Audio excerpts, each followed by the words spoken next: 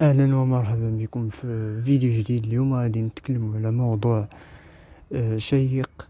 غادي نمشيو لسلسلة اخرى وهي عن الطاقة. دابا هذه هي الحلقة الاولى من الطاقة.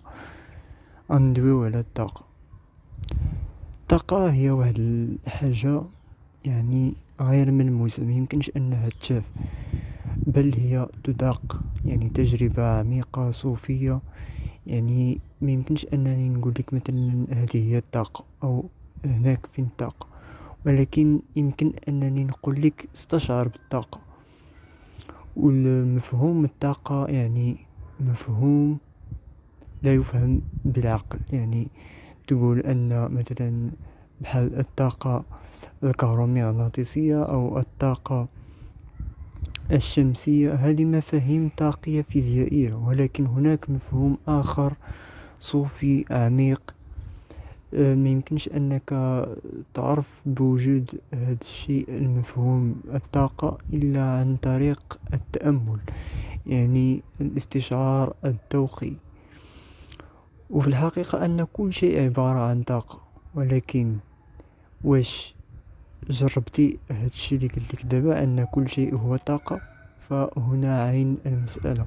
يعني ضروري انك دوز من واحد التجربة انك تستشعر بهذه الطاقة. ومن المعروف انه كيقولوا بان كاين 7 ديال التشاكرات في الجسد، ولكن بغيتك انك تستشعر بهذه الطاقات هادو. يعني ماشي غير تحفظ المعلومة، وانما انك تستشعر بهذه المراكز 7 ديال هذه الطاقات. يعني كاين من الجذر، ثم العرز، ثم الضفيرة الشمسية، القلب، الحلق، العين الثالثة، واخيرا التاج. هادو مراكز ديال الطاقة، يعني تماك فين كتمركز الطاقة. يعني بحال قلت واحد السلكة ديال الضوء.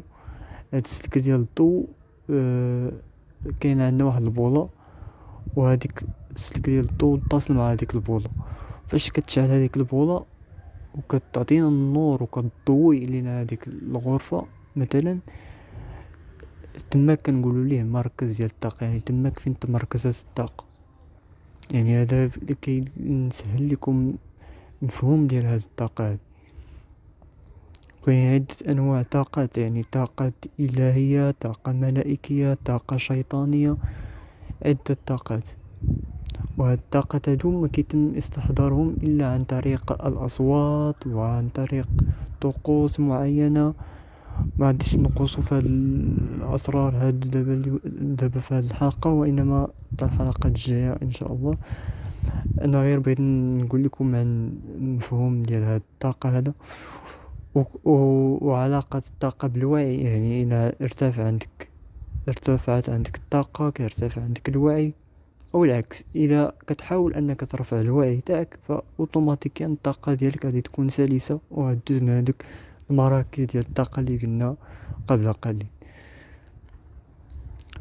ويمكن أنك تستشعر بهذه الطاقة الثاني من خلال التنفس. يعني التنفس ديالك يكون ساكن هادئ، شهيق زفير، أنك تستشعر بهذه البرانا كتسمى بالبرانا. وهذه طاقة الحياة. يعني أي واحد عنده، أي كائن حي عنده هذه الطاقة اللي كتسمى بالبرانا، وطريقة التنفس كتسمى بالبرانا مايا. يعني أشياء ما غاديش نخوضوا في التفاصيل ديالها في هذا اليوم حتى الحلقه الجايه. الا كنتوا متشوقين الا بغيتوا نتعمقوا في هذه المواضيع، ديروا لايك وقولوا لي في الكومنتات باش نغوصوا اكثر في هذه المفاهيم هذه. فهذا ما كاين في هذه الحلقه هذه، حتى الحلقه الجايه ان شاء الله.